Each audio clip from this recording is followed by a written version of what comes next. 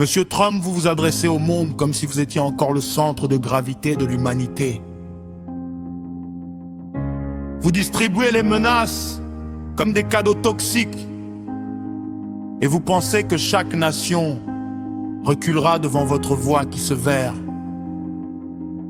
Aujourd'hui, cette illusion s'arrête ici. Car je ne suis pas venu pour vous écouter. Je suis venu pour vous répondre. Depuis trop longtemps, votre pays confond puissance et permission, influence et domination, leadership et chantage. Vous appelez partenariat ce qui n'est qu'une hiérarchie imposée. Vous appelez aide ce qui n'est qu'un instrument de contrôle. Et vous pensez encore que l'Afrique va accepter ce jeu usé, ce jeu qui a étouffé les souverainetés et nourri les dépendances. Ce temps-là est terminé. Nous ne sommes plus les nations silencieuses que vous imaginez. Je vous le dis clairement, Monsieur Trump, l'Afrique n'est plus un décor dans votre théâtre. Elle n'est plus une figuration dans votre récit de puissance. Le continent que vous regardiez avec condescendance devient un continent qui vous parle d'égal à égal. Et cette égalité, vous devrez l'accepter, que cela vous plaise ou non.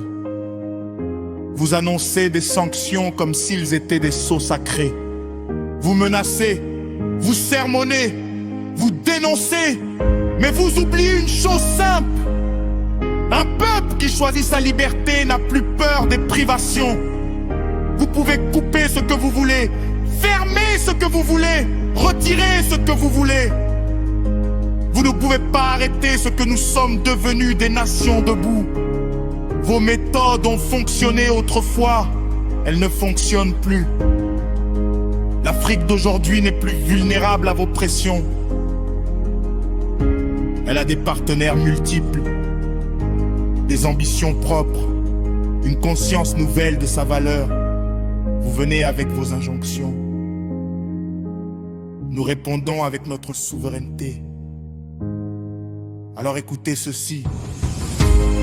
Monsieur Trump, car je ne le répéterai pas, nous ne nous excuserons plus d'exister en dehors de votre contrôle. Vous n'êtes ni notre modèle, ni notre maître, ni notre horizon. Nous sommes un continent qui s'affirme et qui ne reculera plus face aux tonnées des puissants. Et si votre politique repose sur l'arrogance, sachez que nous avons cessé d'y répondre par la docilité.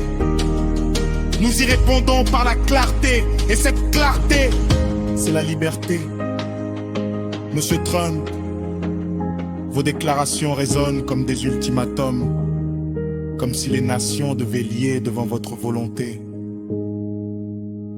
Mais écoutez bien ceci. La souveraineté n'est pas un marché.